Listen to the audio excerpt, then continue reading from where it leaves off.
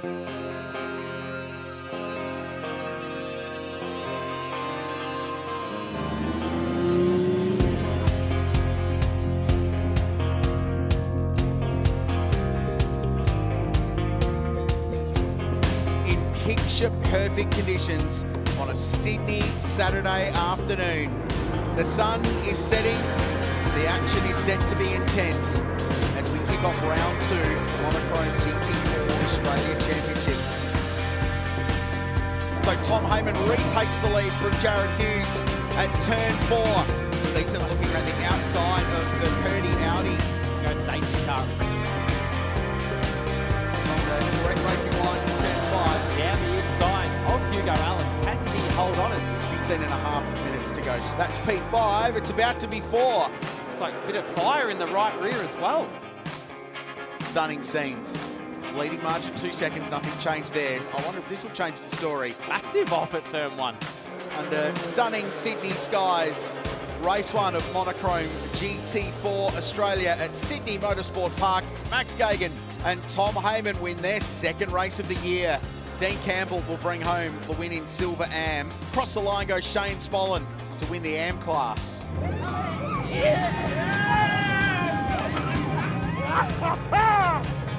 It is my first podium ever, and to get it on my 18th birthday is amazing! Now on the clock for race 2, Monochrome GT4. The JGI AAA car, away we go. Big start for the BMW around the outside to go wheel to wheel if he needs to with young Max Gagan, but has a massive slide mid-corner. Big moment, exit of the Corporate Hill. Oh. Yeah, that's a big, big impact. So heavy contact. Away we go, back to racing. BMW M safety car back in the lane. And George Miedeke is well adept at this style of racing. So much so, he looks to the outside at turn 2. Gagan's up for that, but the old over-under at Sydney Motorsport Park will work for George here. Racing room given on the outside, great stuff.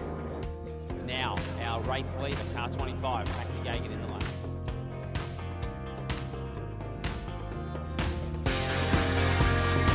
The story is that Rylan Gray has got back out in front. What's going on down there? That's one of the Randall Racing BMWs. A lot of work, and yeah, I'm sure that will let go on the way in. Searcher goes back past. That is an excellent move. He's going to go around the outside. He's going to go on the grass. There's no space there and certainly no traction. The Lubramax Mustang is on top on Sunday.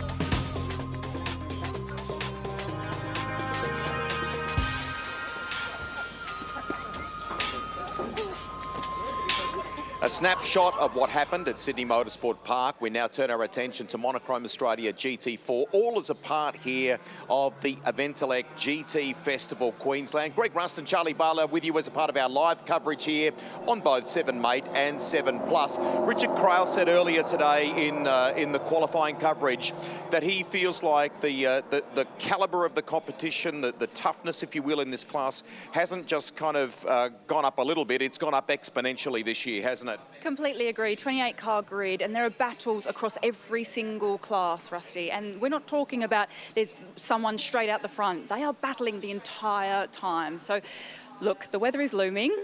So I think that this race is going to be on for young and old. All right, we are scheduled for about an hour of competition. We hear from Motorsport Australia Race Control that our scheduled start time of 3:48 may have been pushed back a few minutes, and that gives us an opportunity here to tell you about this, courtesy of our great friends at Shannons.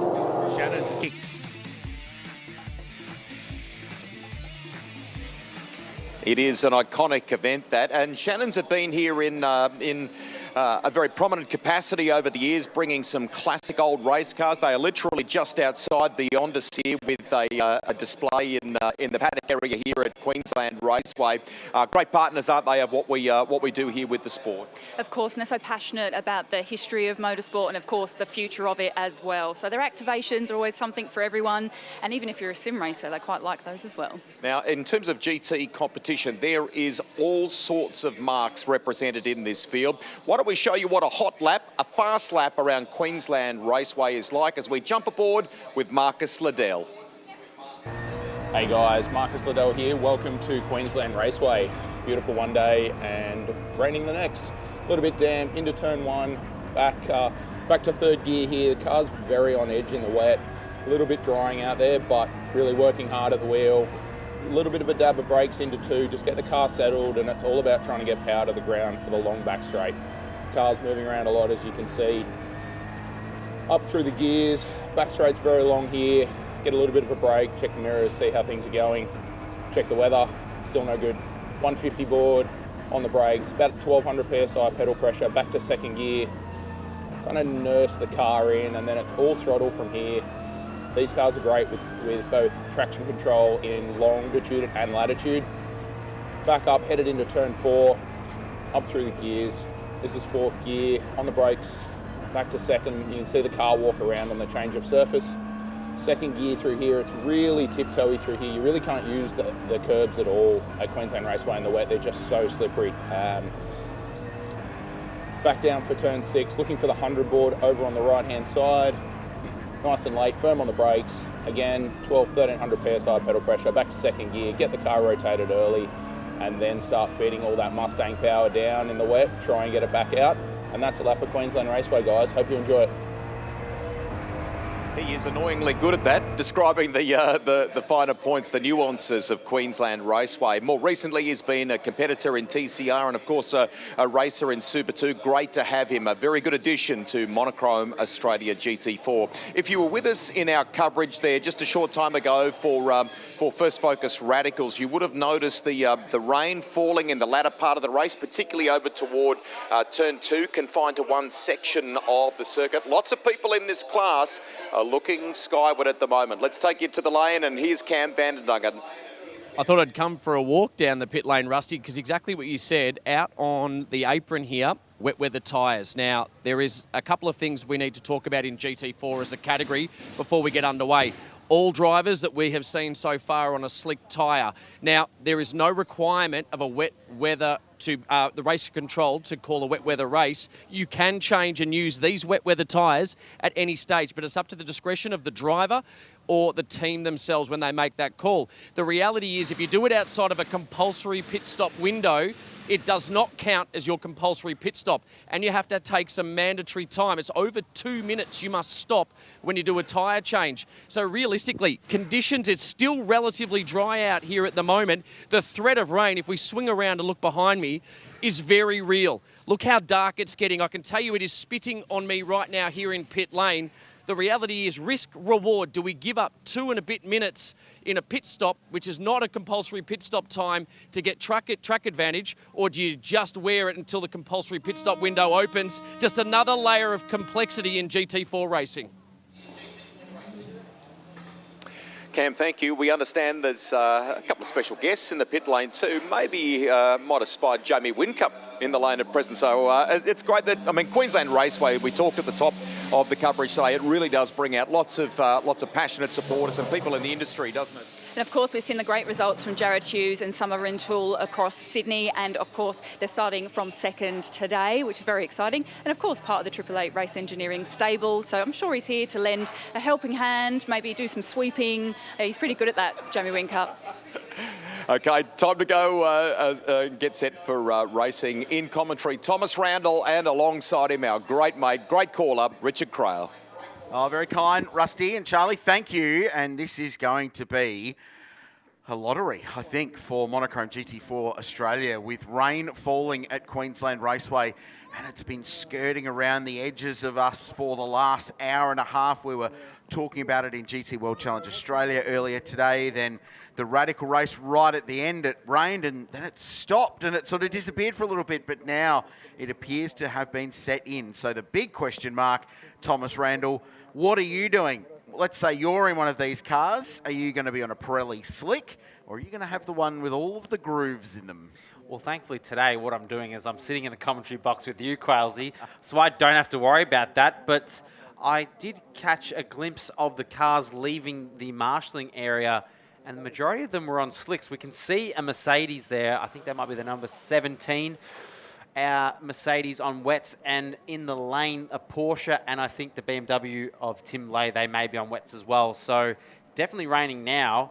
And for those cars that are on slick tyres at the moment, this is going to be very challenging, because if you do pit for a tyre change, your pit stop will actually be then longer than what is the mandatory 117 seconds. So we'll just show our quality highlights before we get into that. And it was initially challenging conditions for these guys. Qualifying 1 was first up with Maxi Gagan taking the, oh sorry, that's quality 2. Blake Purdy taking the spoils, and that car has been super quick, especially at Phillip Island, and the gaps, Crailsy, between first and 10th was only about 0.4 of a second. The top 5 were covered by less than 0.2 of a second. Yeah, top 14 covered by under a second. It was the closest GT4 qualifying session we've ever seen.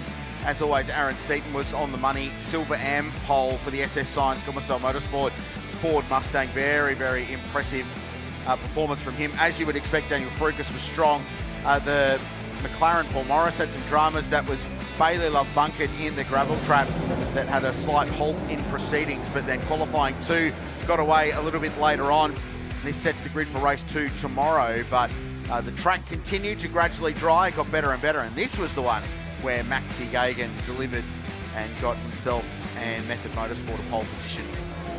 Yeah, and that's just taking off from where they've been running. You know, they are the championship leaders in that McLaren Method Motorsport. Maxi Gagan, Tom Heyman been doing a fantastic job aboard the 25 McLaren. And George Medicki did a fantastic job as well, getting that on the front row for tomorrow's race. Followed by Shane Smolin, who did a cracking job in the AM class, 3rd outright and 1st in class. That was a fantastic lap. Yeah, it really was. He's a defending class champion in Monochrome GT4, so very strong performance from him. Checkered flag flew at the end of that, so it's something to look ahead for tomorrow's race. In this case, we're going to focus forward on what we've got right in front of us. And just confirming, we've heard car 1, which is Shane Smolin's Porsche, and car 22, which is Cody Bircher in the Central West Prestige BMW that he shares with Tim Lay. I bumped into Tim about 6 times in the paddock at complete random intervals today, and he's all up and about, the Mayor of Orange, of course. So he's P10, or scheduled to be P10, but both of those cars in pit lane having elected to go to the wet weather Pirelli. So that's an interesting little roll of the dice for them. Here's Queensland Raceway. It looks so simple on paper, doesn't it? But in reality, there's so much more to it, and it's a racetrack that always provides great action. Long straight into a tight corner, into a long straight into a tight corner. You get close racing all the time, and it is a good place to watch car racing. That's why there's so many people here today enjoying it from the spectator banks all the way around. Yeah, that's the scene. You can see the rain, and you can see it on the track. The headlights reflecting the wet tarmac there, and this could be a stroke of brilliance for everyone who's started on wet tyres, because I think they're going to have to, the drivers and the cars that are on slicks, they may have to change to wets before the CPS window opens, Crailsy, which means that it's not your mandatory pit stop. And if you change tyres, you have to stop for 2 minutes and 32 seconds. That's the rule when you change from wet to dry or dry to wet. So add that plus your mandatory pit stop. So if you're going laps down. Correct. Like multiples of laps. So yeah, it's a big gamble to do it. You want to survive. And the reason they make that stop time to change tyres longer is because some cars in this field run 5 studs, 5-wheel studs, and not the centre lock studs. So it's a longer process, of course, to change tyres. You don't have that one centre lock wheel nut on the cars for those quick change pit stops. So race 1, Monochrome GT4 Australia. It's an hour's worth of racing. Blake Purdy, a brilliant job in qualifying, starts from pole position. Jared Hughes for 888 Race Engineering. Yep, that 888. They're running Mercedes AMG GT4. Summer Rental jumping halfway through. Silver Am Pro for Aaron Seaton and Jason Gomersell. Am class, well, we've had a tour from Marcus Liddell on board earlier with Jared Kite. They start from 14th outright. There's some big names in there. Ryland Gray, Zach Suter will be fast. Cody Bircher, 2 on wets, though he was in pit lane for a start for this one. Of course, Tom Heyman and Max Gagan lead the Silver Class Championship, having won 2 races already this season in the Method Motorsport McLaren Artura. Great field, 28 cars to take the start of this one for a rolling start here at Queensland Raceway. The rain is falling. The BMW M safety car will pull away from the front of the field. Audi, Mercedes, AMG, McLaren, Ford and Toyota in the top 5. There is a huge diversity of mix and makes at the pointy end of this field. Yeah, there's still cars coming around turn 4. Not everyone's actually lined up yet, so hopefully they can get everyone in position before the start of this one. Yeah, they'll have to make up for that, won't they? If they can't get themselves lined up, they are a long, long way back. They've had the entire formation lap to catch up. Looking for a start. Lights are out at Queensland Raceway. We've lost the car on the outside of the front row. That's Jared Hughes. I wonder if he's gone to pit lane. Yep, he's gone to pit lane immediately to put wet weather tyres on. So that's a big roll of the dice from 888 Race Engineering to bail out on the end of the formation lap at race start to put wets on. And they're tippy-toeing through turn 2. In the middle is the Audi, looking for 3 wide. Aaron Seaton on the inside, struggling on the outside is Tom Heyman, and off and with damage is Jake Camilleri with the right front torn out of the Mercedes AMG. Before this race even gets going, Aaron Seaton buys himself in front. But he's going to run wide here, and it's 4 wide exiting turn number 3. What is going to happen here is we've had contact between Purdy and I think is that the Mustang as well, and Purdy's made the wall on the exit of turn number 3, so that's the Audi out in the wall. What a dramatic start to this one. Safety car called. Safety car called. Aaron Cameron has charged forward in the multi-spares racing Mustang. He was all of a sudden in the mix in this fight as well. Lockie Manif has popped up there too in the Ginetta G55. Big damage to the Caboolture Mazda Grand Prix Auto Group Mercedes with Jake Camilleri, who's been such a star performer this season driving solo. And Blake Purdy is not driving out of that in the Audi, or is he? Can he extract it? So much rain here yesterday. It's so wet offline. He's going to try and limp that car back if he can. A lot of damage on the left rear as well. So a slick tyre on that slippery grass, and it's just making it worse at the moment. And what a shame for the number 36 of Jake Camilleri as well. That was heavy damage on the right front, and they were 4 wide. We saw it on the exit of turn 3, and there's no way you're getting out of there 4 wide, especially in these conditions. And this is still that serving of their tyre change from the opening start of the race, but for the 87. This is a masterstroke for 888. So they called it early, they rolled the dice, it's worked superbly. Now everyone gets the free stop behind the safety car, although will that hurt the 888 Mercedes? Because they're not going to get that overlap at speed to get all the time they've lost back. We'll just have to see, does that... Because they technically haven't completed a lap yet. No, Jared so that could be a masterstroke potentially. We'll have to see how this is going to shake out on timing, because, I mean, he wasn't the only one to pit as well as Purdy. Might actually get this thing out of here. We're hoping for him and for Daniel Price that he can. He's doing everything in his might to get that Audi out of there. Come on. I think he's going to do it. It's like driving an Audi boat through there. There's so much water. You're nearly better to put the pit limiter on here and reduce the torque, and he's going to get it out of here. Now, will he?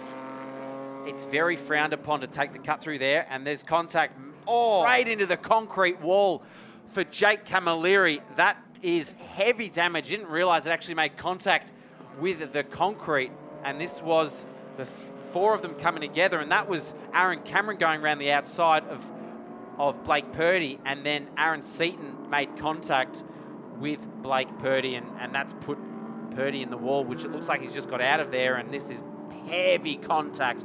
The whole rear of the car coming off the road, going airborne. So the BMW M safety car will take point in Monochrome GT4 Australia. Key contenders in the lane. It's raining. It's all happening at Queensland Raceway. Back with more after this.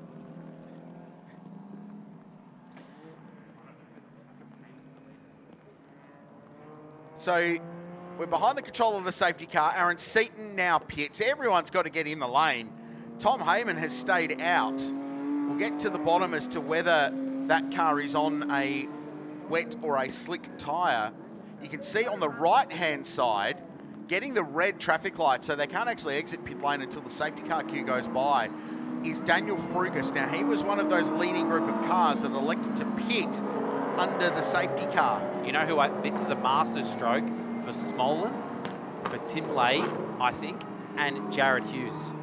Yes, I think so this could work very well for them. Hughes pitted at the end of the opening lap of the race. Not at before the race before the began. race even started, correct. And he has jumped them all.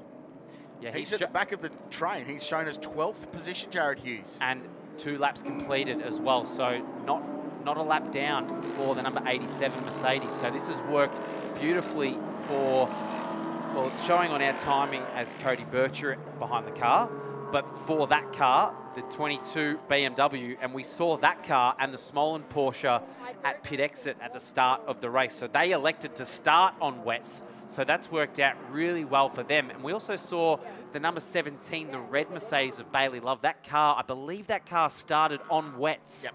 So this is working out very well for those cars. Not sure of the tyre on the Paul Morris McLaren, but yeah, our leaders, Heyman, Manif, Morecambe, are yet to pit. So that's going to be interesting what happens there. Oh, interesting, doesn't even half sell it, I'm afraid. The other thing that's interesting is because Jared Hughes pitted before the start of the race, on timing, it's actually not showing up at the moment as that he's actually done a pit stop. Yeah. So whether that's a timing glitch potentially, but it's not showing up. We know he was in the pit lane changing tyres before the start of the race. So yeah, I'd hate to be in race control right now, Crailsy. No thanks.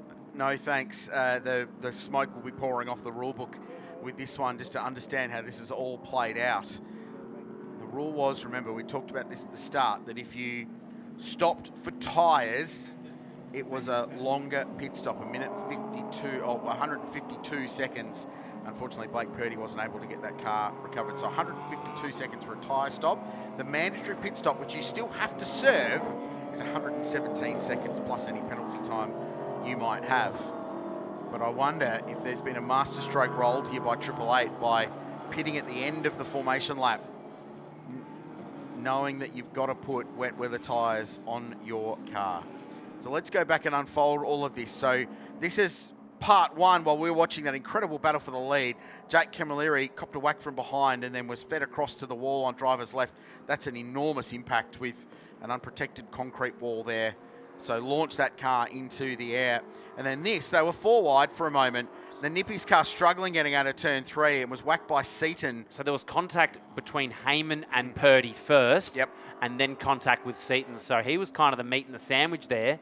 Really know where to go. And first and foremost, we did see Jake Camilleri get out of that car in his own steam. So let's hope he's okay, because that was heavy contact with the concrete. Not sure whether there was contact with another car that led to that. But yeah, heavy damage for that Mercedes, as yeah, we are still very unsure here with the timing of what is going on here. And that's the sad sight of the Mercedes AMG being taken back to pit lane from Jake Camilleri, but he did get out of that car. So massive drama in the opening race of Monochrome GT4 Australia here at Queensland Raceway.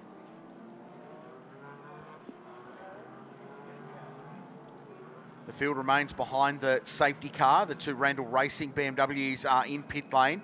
We're hearing from our team down in the lane that Heyman started on a wet tyre in the McLaren, so maybe struggled with warm-up on that opening lap, which is why he was being mugged by about half a dozen different cars. But if they started on a wet tyre, they are in a beautiful position to go forward. Lockie Manif is shown as being in second place, and Aaron Cameron Maybe he was third. on as well, potentially Aaron Cameron. Well, local team, Queensland-based outfit, the Multi-Spares Racing team headed up by Brett Peters. And then 4th place is Nathan Morecambe in the second Method Motorsport car. Marcus Liddell leads the AM class in 5th.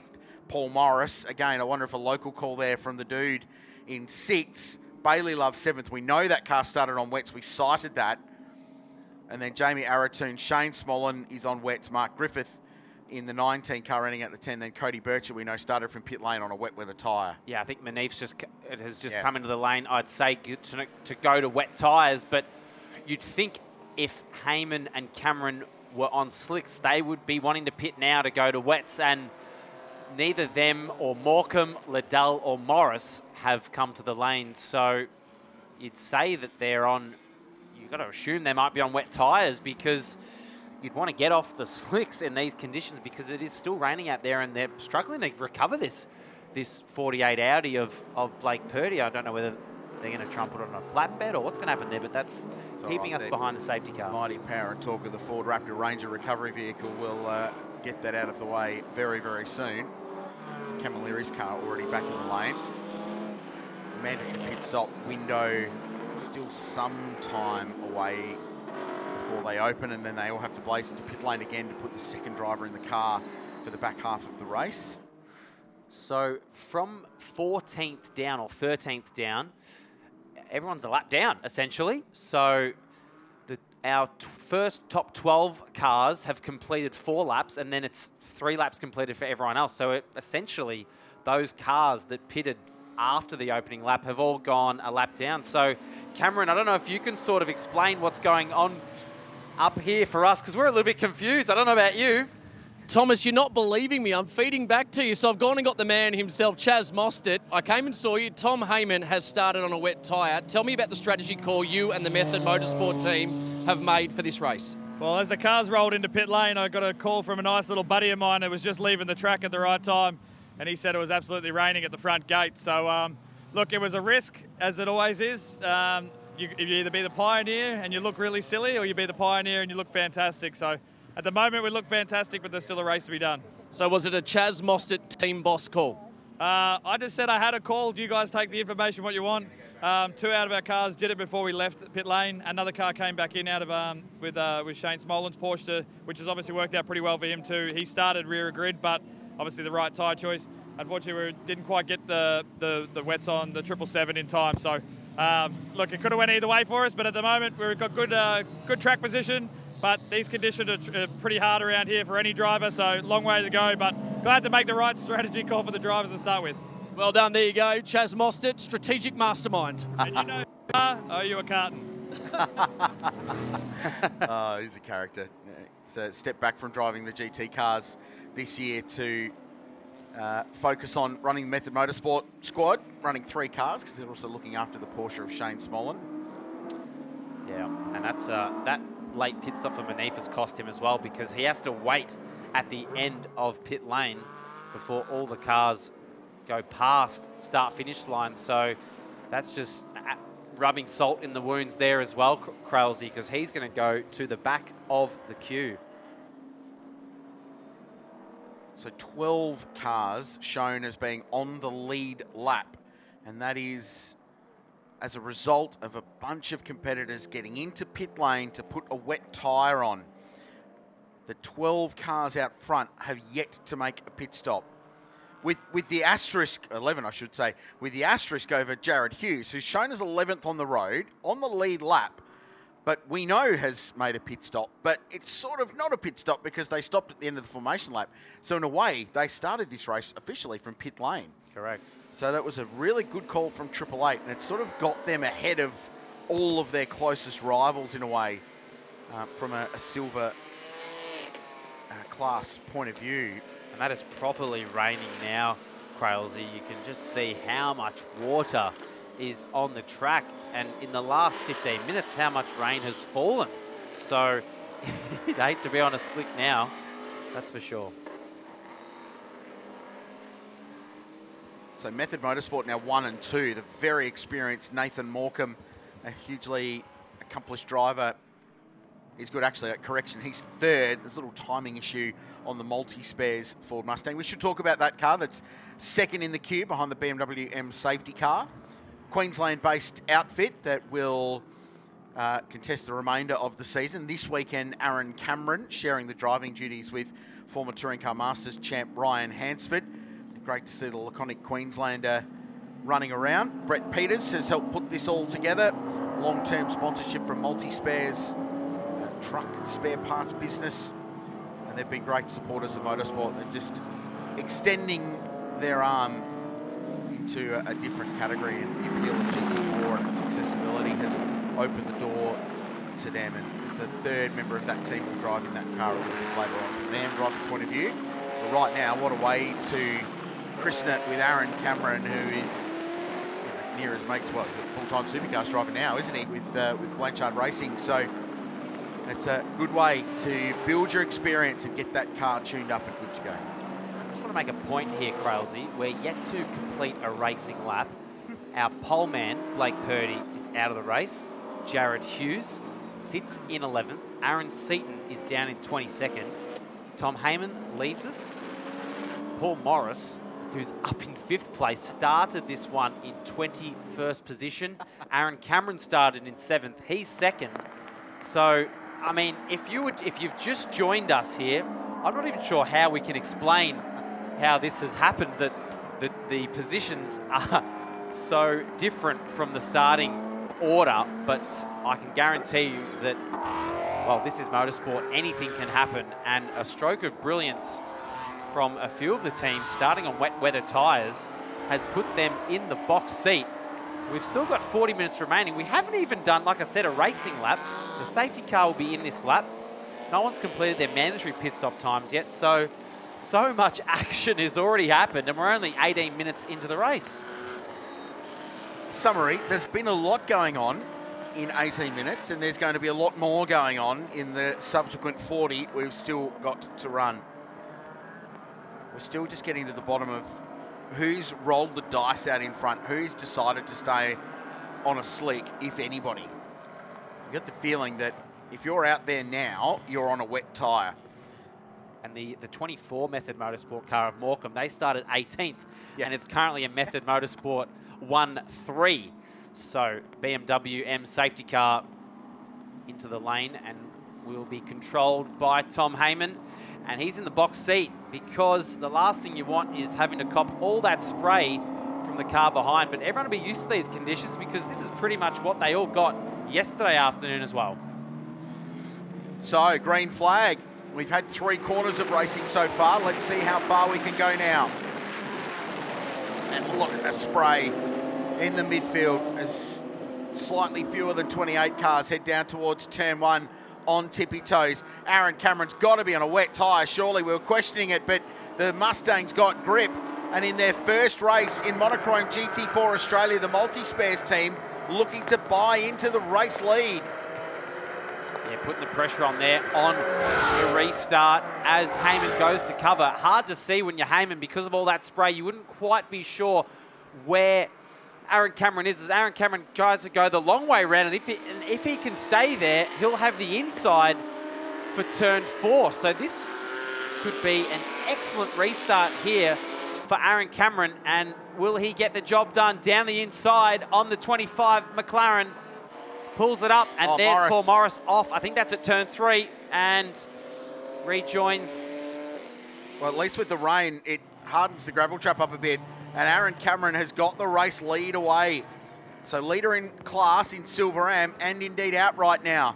Pulling away from the 2 Method Motorsport McLarens. Great wheel-to-wheel combat between them. 3 wide moment here. This is busy. Cody Bircher, Daniel Frugas in the Garth Walden Racing GWR Australia Toyota Supra in just its 3rd ever race meeting in Australia.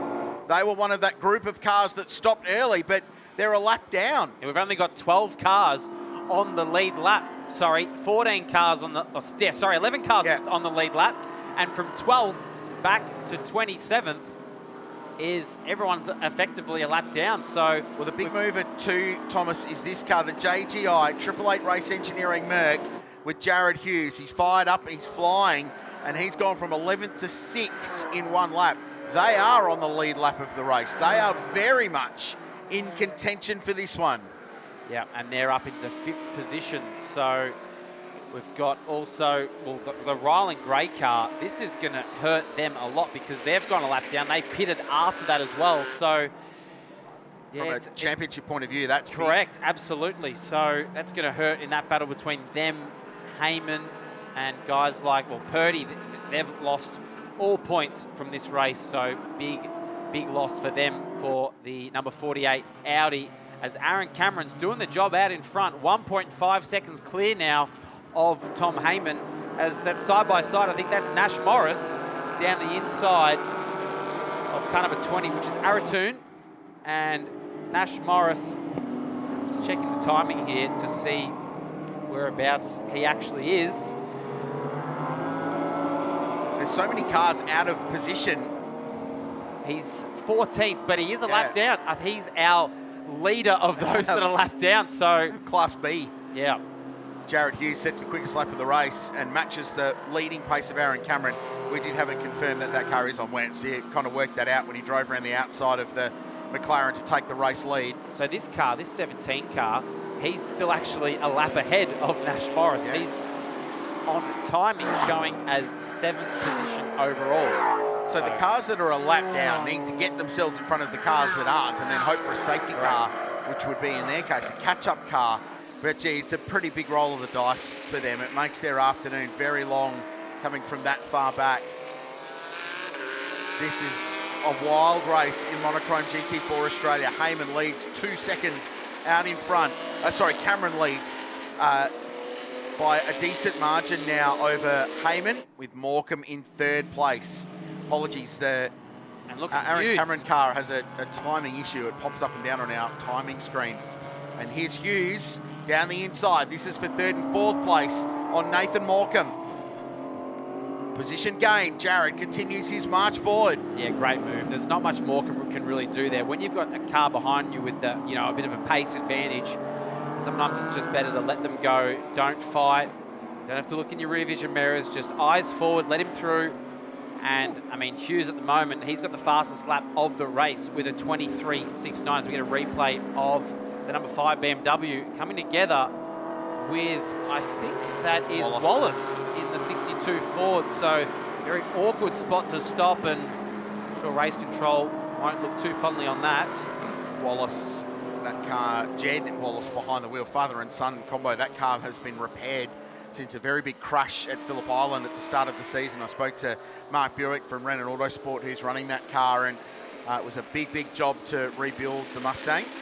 It's a shame for Murray, because Murray he's a lap ahead of that car. So for them to come together and they're a lap apart in terms of timing, it's a tricky one. And that's the number 9 Toyota Supra of Frugus down the inside. He's the first of those cars that are 1.1 laps down. So he's 48 seconds behind the next car, which is Paul Morris, who's the last of those that are on the lead lap. But they're in a really good spot to unlap themselves, though, and perhaps get themselves back into this race. So 24 minutes into Monochrome GT4 Australia. It is a wild one. There's a battle on for the race lead. Jared Hughes is chasing him down.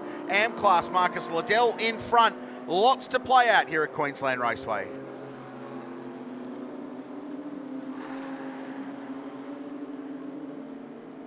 .9 seconds, Cameron to Hughes. Cameron leading Silver Am, miles in front of everybody else. Jared Hughes hunting him down for the outright race lead as these Mercedes battle on further down in the pack.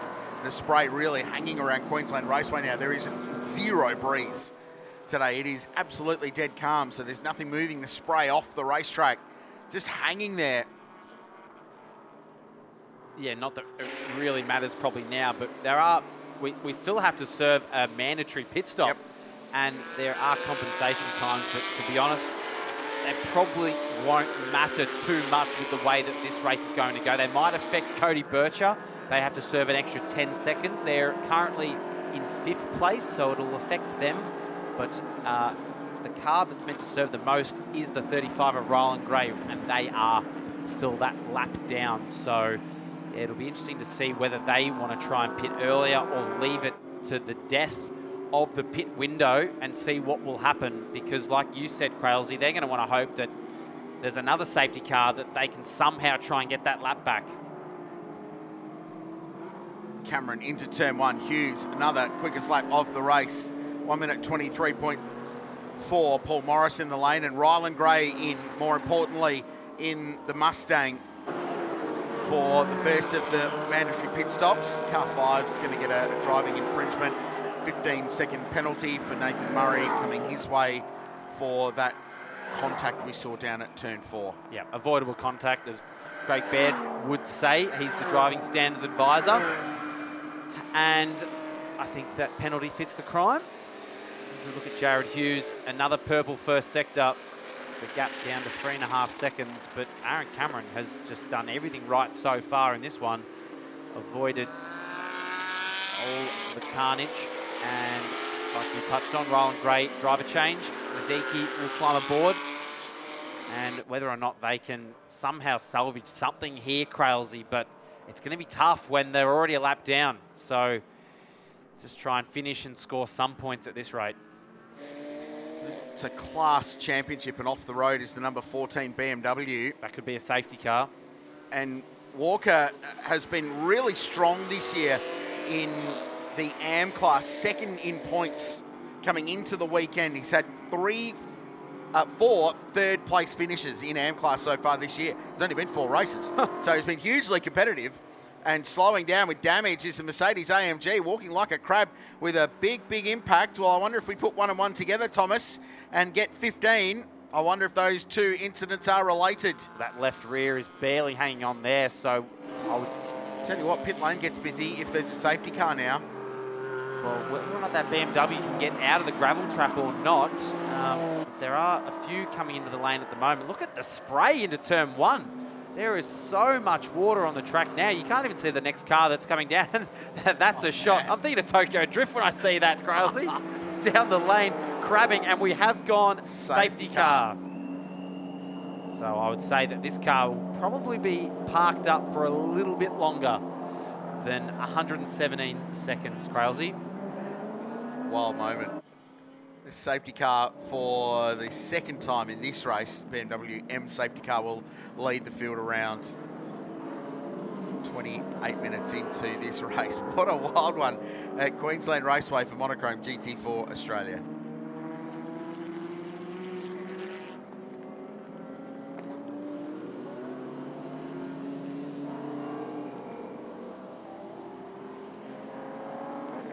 BMW M safety car is leading the field at Queensland Raceway.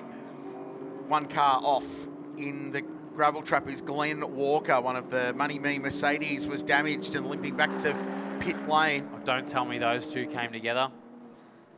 Well, it's entirely possible given how today's played out, yeah. Thomas. It's been a wild one. The 19 is Mark Griffith, so I wonder if pit stop's underway while this safety car is out. I wonder if Walker maybe was on the outside and his right front maybe grabbed the left rear of the Money Me Mercedes.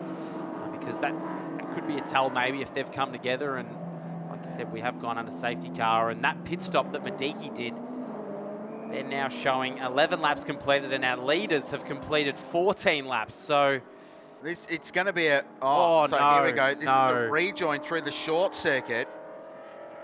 Oh, I thought we was already broken there. Yeah, okay, it was already broken. So he's just tried to get home as quick as possible. Probably the best thing he could have done, to be honest. And no one was really in the way there. And that is the number 14 BMW of Walker, as you touched on. Now, that could have just, well, yeah, whether it was contact or not, high chance. We've seen cars bunkered in that gravel trap this weekend. It is very deep in there. The Ford Ranger rapid response recovery vehicle is going to drag that car out of the way.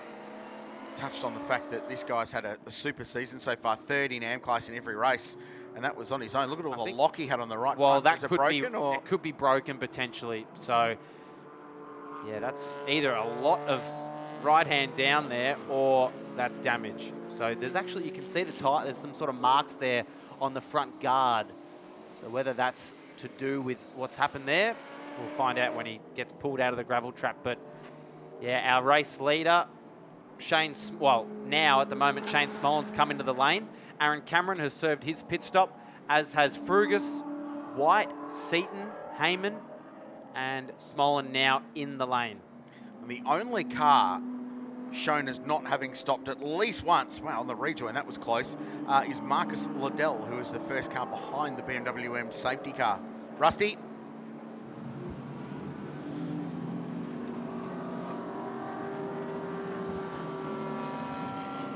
We'll come back to the lane in just a second. Busy times down there. 28 cars at one point, almost all of them were in the lane getting serviced. Yeah, this would be a headache for race control because, who is the effective leader here? We've got one of the Ford Mustangs in right behind. They've just put the green lights on to let I think that was the Seaton Mustang through. So they've let the Seaton Mustang go past. Yeah, Marcus Liddell is the current leader, but he's yet to stop. Yet to stop, yeah. So, and Shane Smollen is still in pit lane, second on the road. Frugas pits as well. I think there was contact there. You can see the rim was quite badly damaged. We'll head back down to the lane. Rusty, what have you got for us?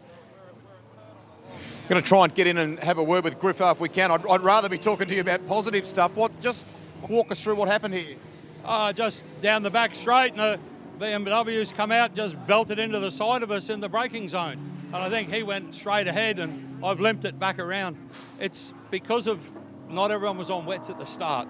You've got pros coming back through the field, chasing people, and it's just messy. Very messy indeed. You okay? Yeah, I'm all right. I'm just disappointed with the car and what happened. We stayed out everyone else's way, and you let the fast guys through. But, yeah, what do you do? Good luck. Mark Griffiths there, guys. Thank you. Yeah, thanks, Rusty. So there's the 19 car, and we've just been told that it's actually pulled up in the 888 garage, but that's because one of their cars was being serviced at the time. So messy in a congested pit lane here at Queensland Raceway. We're behind the control of the safety car. There's 25 minutes to go. Race 1, Monochrome GT4 Australia.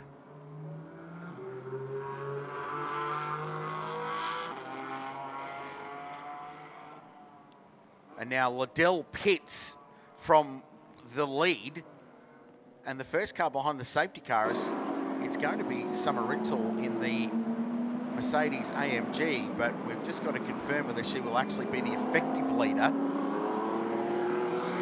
Yeah, on timing it's got Ryan Hansford. Yeah, which is that Aaron Cameron Ford Mustang who drove beautifully in the opening 20 minutes of the race, didn't put a foot wrong. Now behind the safety car we've got, like you said, Summer Rintoul on the road is showing as a leader, but on timing we've got the 27 Ford Mustang as our race leader, which would make sense, but where is that car on the road? And so we've had this mixture of cars that stopped early and those that didn't. Rusty? Young Kiwi Chris White Jr., who's just handed the car over to Tony Quinn, the Game Over Supra. What a baptism for you. I mean, you've come out of 86 competition across the ditch, new to the Supra, and we throw these sort of conditions at you. What was that like? It was pretty hectic out there. Like, we made a really late call to go to the wet, so I think we were P last, and then the lights went green, and it was just about 4 cars a lap. We had really strong pace out there, just moving up through the field, so hopefully Tony can continue the pace and get a few spots further up the road. But, I mean, the weather's not too good at the moment, and hopefully it stays like that, if I'm to be honest. You're a young charger. You did some great things in the 86 series this year. The temptation to want to go hard is sort of tempered by needing to be a little reserved by the conditions, isn't it? Yeah, definitely. Like, on the first lap, there's like 2 cars out already, and you know how expensive they are, so you want to keep it nice for Tony. I mean, I'm sure he's going to do an awesome job out there, and I was just glad I was able to keep it clean for him. We saw Ryland Gray with TQ at Sydney Motorsport Park. A little something different here now, all as a part of the Tony Quinn Foundation. Great opportunity for you after a good year in New Zealand. Well done. Yeah, thank you. Thanks, Rusty. Chris White Jr., the GR talent coming out of New Zealand is outrageously good. So Hugo Allen did a super job in that car with TQ at Sydney Motorsport Park. This venue, of course, owned by Tony Quinn. They've made some incredible developments here over the last couple of years of his ownership, and the place looks $1 million. Now, I'm just going to make a point, Crailsy, because timing has shown for the last couple of laps that Hansford is the leader, which makes sense, but for some reason, the 87 888 car is still stuck behind the safety car, so they need to let that car through, I think, because they're now, you know, quite almost a way full lap behind. Correct. So I'm not sure if timing's been corrected or what's going on there, but our race leader is the 27 Mustang.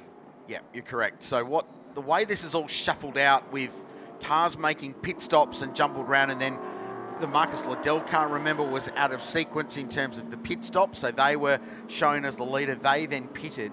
So the order has Hansford, Gagan, Hennock, so the 2 McLarens, Smollen and Kite as the top 5 outright. The next car, 6th position, is Summer Rintoul, but that's the first car in the queue right now behind the safety car.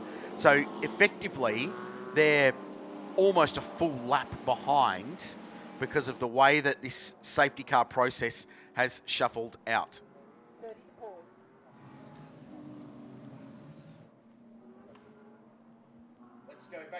let's go back down to the lane. I'm down here with Jared Hughes, currently on the cans. What's your advice? Hang on. It's very slippery out there, and there's a lot of standing water, and this track obviously gets used quite a lot, so there's quite a lot of standing rubber. So it's oh, she's talking. So it's just trying to hang on.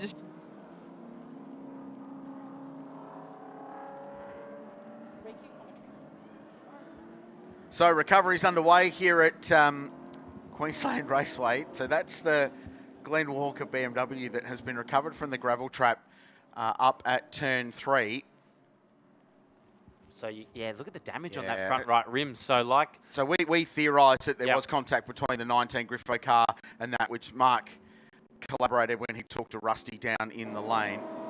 Now, this is, really hurting. I don't know what's going on here because the 87 car, they're effectively a lap down now on the field. So, I'm not sure why that car is still behind the safety car. Hansford is the leader. All right, let's try this again. Let's get back down to the lane and we can say g'day for the first time today to Chloe G. Down here with Jared. You started on slicks, had to come in change for wets. What was it like on slicks? No good, no good. We came in just before the race even started because I said to the guys, I'm like, this is not going to be much fun, especially if it gets heavier. So we came in for the wets and it was heaps better. Had some really good speed once the safety car came in, and felt heaps better than slicks, that's for sure. How's Summer feeling in the car at the moment? She's talking to you quite a bit. What is she saying? Yeah, I just grabbed the radio and I said I need to explain the lap to her because it's pretty sketchy out there. The rain just keeps coming down. It's pooling in certain spots, but keeping it calm. She's doing an awesome job. It's the first time starting on pole for a safety car, so I was just trying to explain that to her as well. But she's calm, she's collected, told her what she needs to do, so she's going to go out there and have some fun. All the best for the rest of the race. Thank you. Good. Yeah. He's such a character. He's good fun in a paddock. He's Jared Hughes, so sharing with Summer Rintoul. Now, this is race control working out the order, and the green lights on the safety car means that cars can pass the safety car, and this is important for the race to play out properly at the end to get that order cleansed. So the cars up to car 27, which is Ryan Hansford, the multi-spares racing Ford Mustang, will be allowed past. They are the correct race leader, and that will cleanse the field and we'll be able to go back to racing. Yeah, that had to happen at the end of the day. So put it back to as it was, and that's why we've just spent a little bit extra time under the safety car, get the field as they should be. So it'll be that 27 car of Hansford that will take control once we do get underway. So those green lights that we see on the roof of the safety car will go back to yellow once we get to the 27 Ford Mustang. As all the cars finding their way around. So a bit of confusion there, but race control have got it under control, and as they're called, race control, under control. Be careful, there'll be your race control in a couple of weeks when you head west. Less than a week. I've got to be careful with, I hope James Taylor isn't listening. So. You know Craig Baird is. Absolutely. He listens to the commentary and race control. So there is our now cleansed order. So it's a Ford Mustang, Silver Am class leader Ryan Hansford. Silver class leader, second on the road, is Max Gagan. And third on the road, second in silver class, is Lockie Hennock, the second of the Method Motorsport cars. And then Shane Smollen in fourth place on the road, leader of the AM class. That's a huge result for Shane. Yeah. And took a gamble to start this race on the wet tyre, which has paid off. Well, he did a cracking job as well in his qualifying, which we've spoken about, third outright in his qualifying session.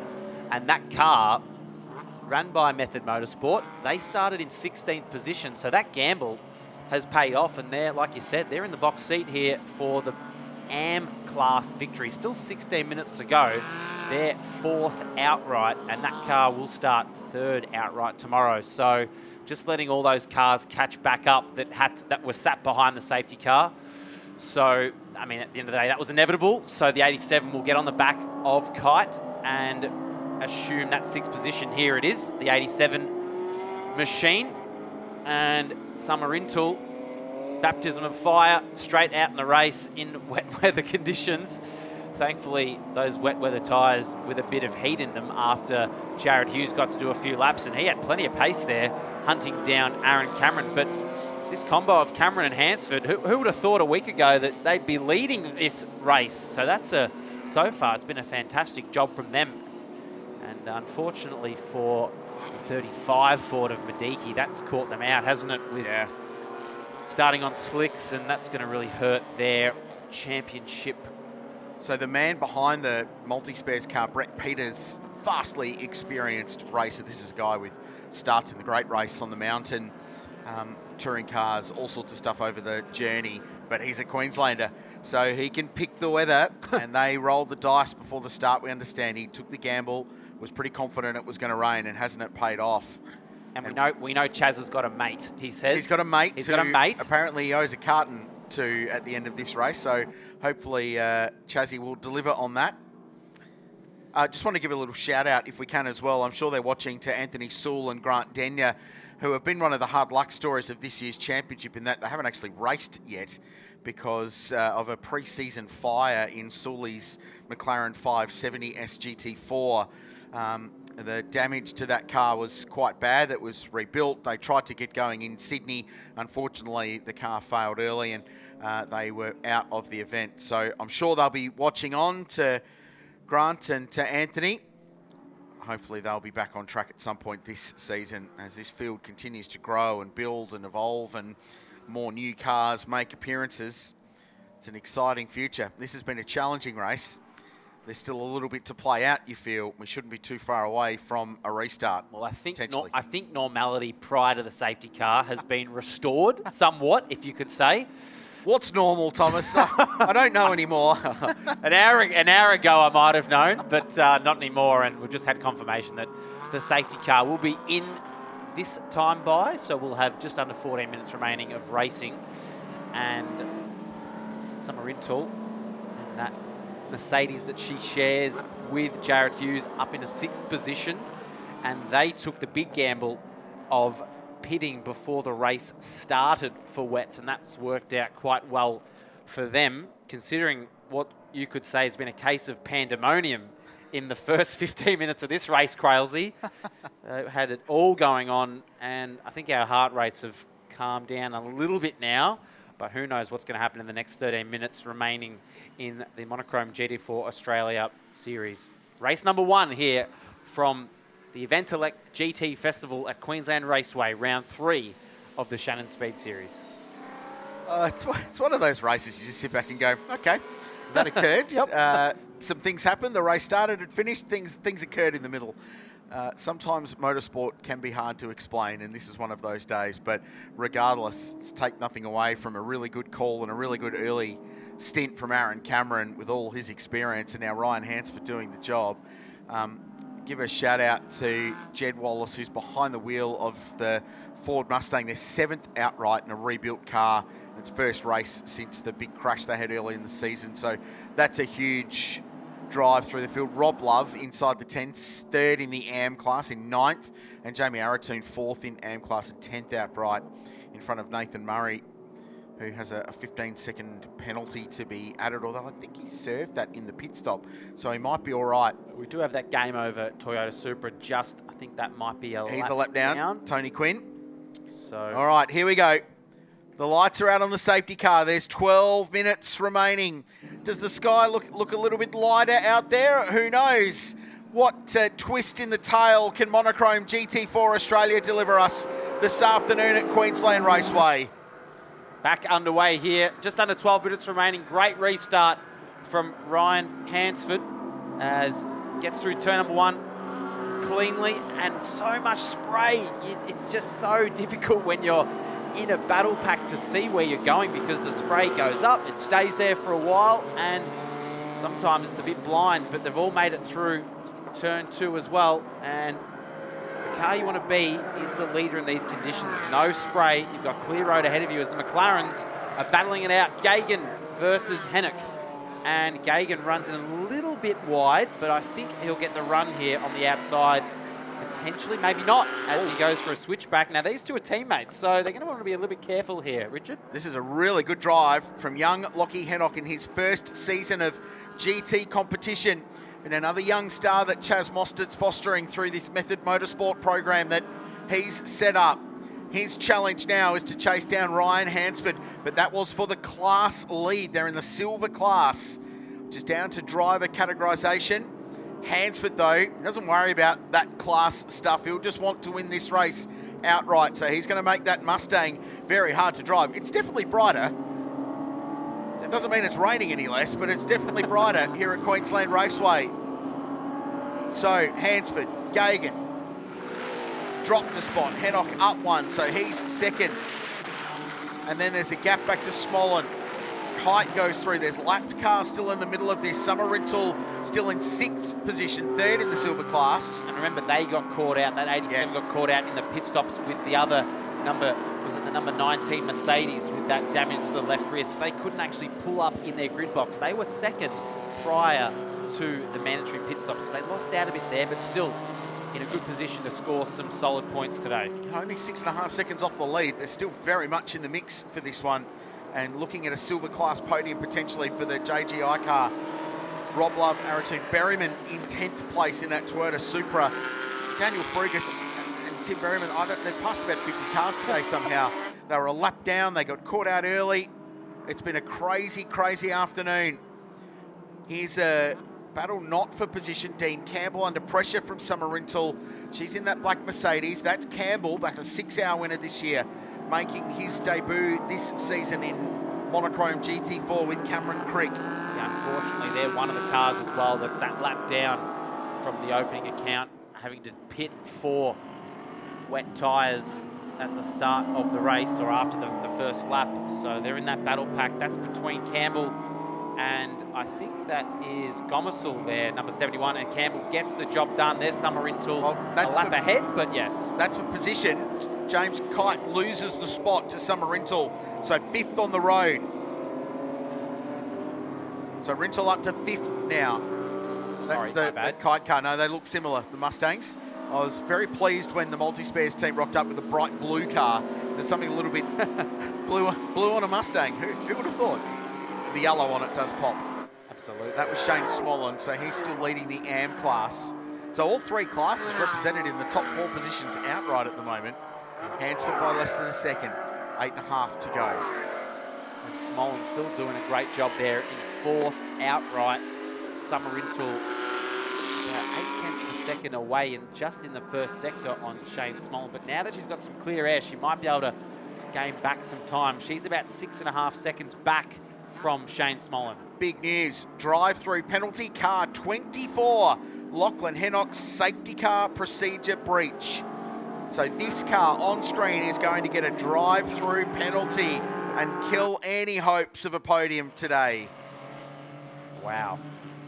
And we thought we'd seen it all, Crailsy. Nope, we most certainly had not, Thomas. Wow. Drive-through penalty. There are a couple of different messages pop up on the screen. They happen thick and fast, so the swift hand of justice has been going through the restart procedure. That will take the pressure off Ryan Hansford, the race leader, though I'm not entirely convinced Ryan ever feels pressure. He's so laconic at times. Shane Smollen's just set his personal best lap of the entire race in 4th position, the AM class lead. So the Porsche's got some serious pace at the moment. So I'm just hearing that that drive-through penalty for Hennock is due to passing the safety car without the green lights on the safety car. So reminiscent of Jamie Whincup or Bathurst. You went there. So unfortunately for them, that will put them out of a second place result right as he's in behind Hansford. So what a shame. They're going to have to serve that pretty soon. Within 3 laps is generally the rule. But, I mean, the worst they're going to drop is 11th because there's only 11 cars on the lead lap. So it could have been a lot worse for them after a safety car restart. Racing towards a checkered flag, Monochrome GT4 Australia. And he's going to look down the inside here. He's got a penalty to serve. Or is he just going to race this one out? Hansford just gives a McLaren whip on the inside and opens the steering, and Hennock goes through. So that's an outright race lead, and now he's putting the block on. Oh, Hansford! No. Oh my God! Oh, Massive Hansford! Huge moment. And there's no stopping the Mustang. I was just about to say, Crailsy, maybe they should have let him know that Hennock had a drive-through penalty. Oh, and off Tim Lay from 6th position in the gravel trap. Surely that ends the race. That is a massive accident. Let's hope that Hansford's okay. Wow, head on into the... He's just had a moment, lit up the bags and head on into the wall. Let's hope he's okay and everyone on the pit wall is okay as well. That is massive damage to the front end of that Mustang. And I was just saying that Hennock had just been given that drive-through, and it was almost a case of, hey, you know what, just let him go, don't worry about it. But wow. They had made all of the right calls today, and the red flag flies, which will end this with the BMW stranded in the gravel trap. So 6th position from a key contender, Tim Lay and Cody Bircher. Race has been suspended, and that will mean that I think Maxi Gagan will be in the prime spot here, because the 24 has that drive-through penalty lingering over him. Hansford with that massive accident. Like I said, let's hope that he's okay, because at that point you're probably doing 150 or 160 kilometres an hour. Yeah, and race, we just heard, so there was originally a suspension, but they've declared it because there's only 4.5 minutes to go. There's no time in the day to go through the full process of a race resumption after that. So that'll call it. So the drive-through penalty for car 24 will end up being a time penalty post-race. It almost hurts them even more because there's no chance to make up that time. Yeah, so that'll drop them out of the top 10. I think it's over 30 seconds down the lane. And then at the point of the red flag, they'd crossed the start-finish line, so Ryan Hansford was leading. Yes, but didn't make it. I think because he hasn't made it back to pit lane on his own steam, that'll be, well, essentially a DNF, you'd think. And he's gotten out a little bit shaken, and he's grabbing his lower back there, shaking his head. Oh, what a shame for the 27. We were talking them up because they just joined with Aaron Cameron. They did everything right, Crailsy, up until 5 minutes to go, and he went for a little look on Hennock on the main straight, got caught out, maybe over the painted lines and slippery offline potentially, and head on into the concrete wall. So thankfully he's okay. Not the way that you want to see this race finish. No, not even slightly. But the safety in these cars is incredible. It's going to take a little while to unpick where everyone ends up finishing in the order there. So Motorsport Australia Race Control is going to have some work to do on that one. So as they cross the line, Ryan Hansford was shown as being in 2nd place. It was 0.1 of a second. But Hennock with a penalty forthcoming had a drive-through penalty. And then Hansford with that massive, massive accident. We'll get another look at it in a sec, Thomas. I'd like you to talk through, especially the moment when the car yawed across to the inside. And this was the other element to this, was Tim Lay behind the wheel of his BMW, that he and Cody Bircher have been doing such a good job. Remember, they were ones early that took the gamble to start on a wet tyre. Well, I'm wondering what happens here, because if they pull him out of the gravel trap and he drives it back to the lane, I'm wondering what happens there, because technically he'd bring it back on his own steam and maybe he'd hold his position. I'm not quite sure. But so what's happened here? Hennock's passed Hansford at the final corner. And as Hansford's gone for a look down the main straight, Hennock's covered, and it's caught Hansford off guard. He's lit up the rear tyres when he's jinked the wheel and not being able to save it, unfortunately, and then has just gone head on into the Dick Johnson straight pit wall, concrete wall, and there's no forgiveness there. And that's heavy damage in the front end of that Mustang. I'll be surprised if we see that thing, well, I'm not really sure. Hard to speculate now, but that was a massive impact. So like we said, we're glad that Hansford's okay. But yeah, this race has just had it all, and only 10 of the 27 cars were on the lead lap in the end due to what happened at the start. So we might have to write an essay here, Crailsy, to sort of wrap up how this race has unfolded. It's one of those strange ones, and a red flag always just throws a little question mark as to when they declare the actual finish of the race. So this is how it played out from the start about 57 hours ago with a start, and the reason the car on the front row was missing was because they pitted early because the rain had just started falling. And this battle for the lead was amazing at the start, 3-4 wide, and then there was contact.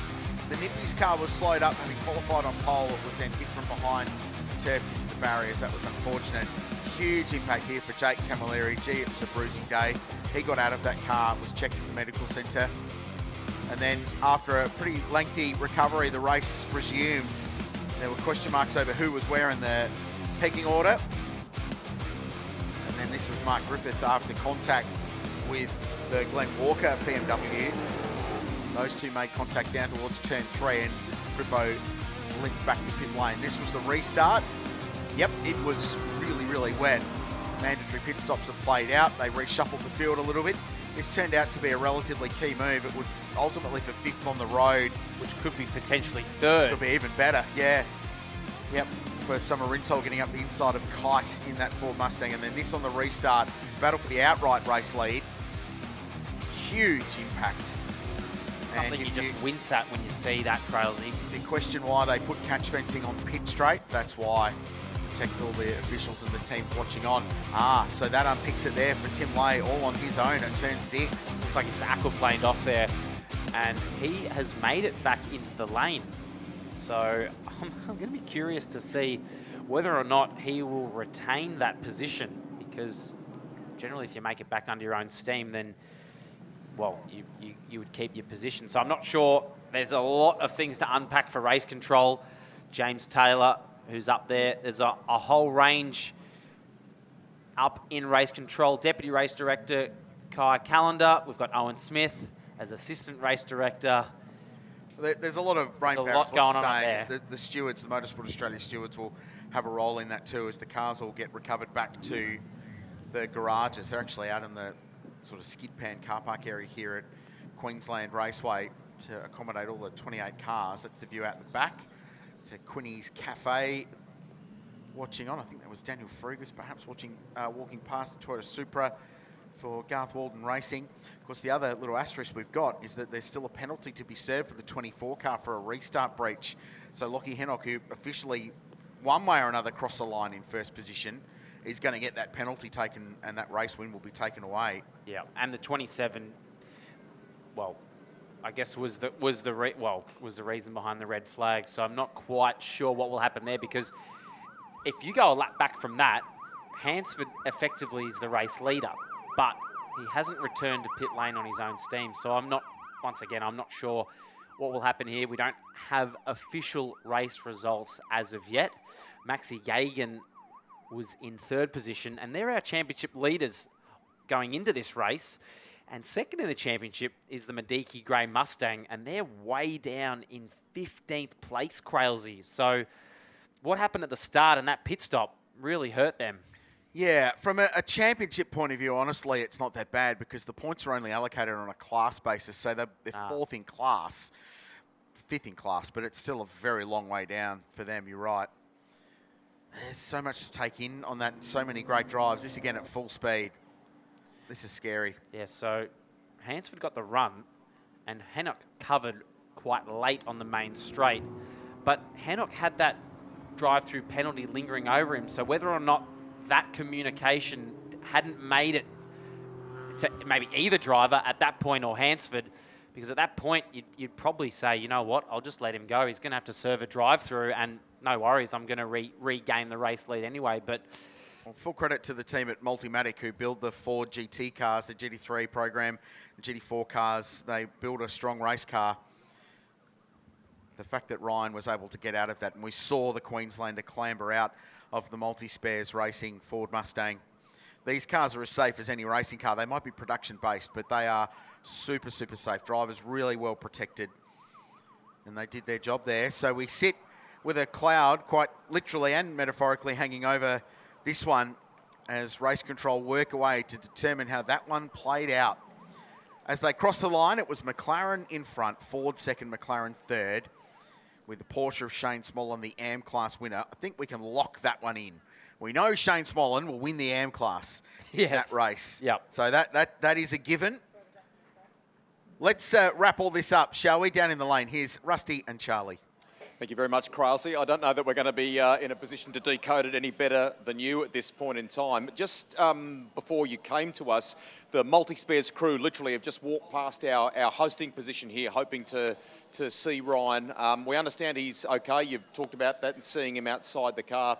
And nice to see, I think, to all of the officials lining the wall here, who are very valuable to us, very important to us, are okay as well. Yes, it happened right near our hosting, and we all heard the bang before we saw everything fly. So luckily, yeah, absolutely no one on the pit wall seems to have been affected by it. But yeah, we are very happy to see that Ryan is okay.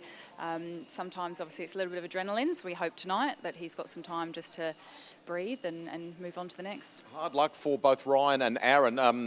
Richard detailing during the call there about the decision by Brett Peters with seconds left before the pit lane was closed to go on those wet tyres. They knew it was going to be this style of race, didn't they? And of course, it's just unbelievably unpredictable as well, because we didn't know how far the rain was going to go. We didn't know how hard it was going to go. And then, of course, everyone dashed into the lane once there was the big moment on the opening lap. There's an awful lot to pick through, Rusty, and we just hope that everyone is going okay. And will we see that car back out tomorrow? All right, we're not quite done with our coverage yet. We'll try and wrap things up for you. Why don't we look ahead to, we're on air tomorrow for a big day, and we'd love you to join us, of course, here on 7 Plus and 7 May. But additionally, we've got a number of rounds to go. Basically, from Sunday afternoon, we're kind of at the halfway point of the series, aren't we? We've got a trip to New Zealand to come and all sorts. Of course, but before that, we're heading to Victoria at the end of July. Of course, Sandown is such a great place for GT racing, isn't it, Rusty? Sure is. We're just about out of time here. On behalf of all of our team, we're going to wrap things up there. Make sure you stay across both our SpeedSeries website and, of course, our SpeedSeries social media channels. We will update you on things once we know from Motorsport Australia Race Control in relation to race results for the final one of Monochrome Australia GT4. And, of course, just what happened in terms of all of the class results. On behalf of the team, it's bye for now.